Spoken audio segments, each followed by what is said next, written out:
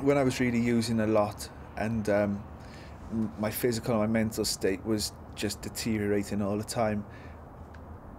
All the only thing I did was use smack. Everything else, food, eating, hygiene as well, just played, was second best to smack, and that was just all I did.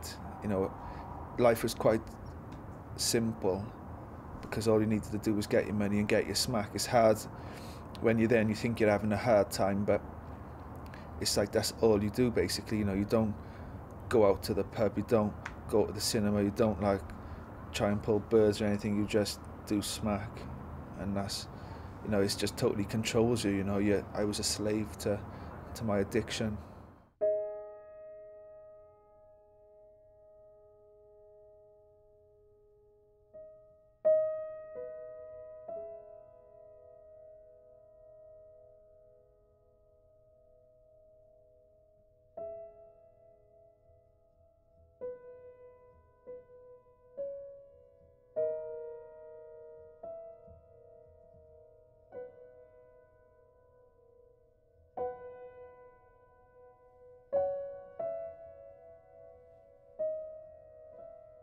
Kev grew up in a suburb of South Wales called Gabalfa. He had an active childhood and played a variety of sports. From a young age he was very inquisitive and was always seeking new thrills. At 13, Kev injured his knee and could no longer play sport. From there he began to seek excitement in other areas.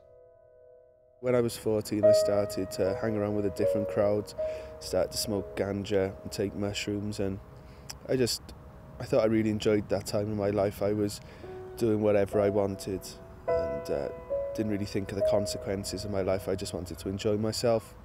I started soon after to steal cars and commit commercial burglaries, and started to get arrested by the police, got known by the police in my area.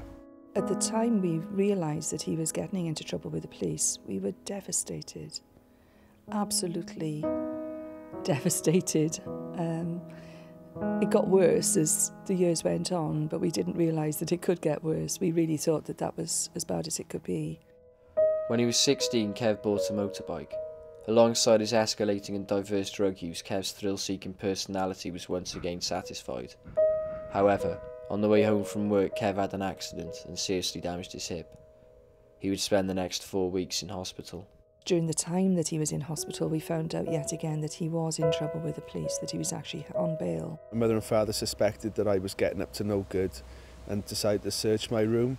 They found police bail sheets and decided they'd had enough and that I could come home from hospital for a week or so just to get a little bit better, but then I'd have to leave. I wasn't really too bothered at the time, and ended up moving in with a friend of mine, and it just gave me a lot more freedom to live the life that I was living at that time, to go out party, commit crime and take drugs basically. Kev was now 16 and had moved in with an older friend. He started going to raves and nightclubs and soon developed an appetite for the drug-using lifestyle he was living. It was around this time that heroin got introduced to his area. This is Cabalfa, where I grew up. Also the first place I tried heroin, at a mate's flat behind me. It was a place we used to go to score a joint. It was like a local chill out kind of place, a little party flat.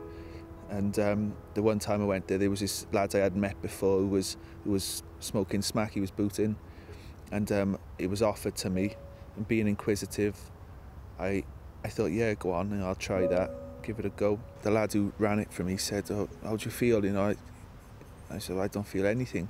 And as I said that, it was just like sinking into a warm bath, where all your cares and your worries just drift away, and you're just in like a blanket of just feeling content and happy. And I suppose it removed me from the world, and I just felt secure. From this point, Kev wanted more. Of all the drugs he had tried, he felt that this was the one for him. He found a dealer and began smoking heroin every day. I didn't see the consequences of it. I didn't know the consequences of it. It was just something else. Yeah, I'll give this a go type of thing. I wasn't thinking at that time. I didn't have a clue where it would take me.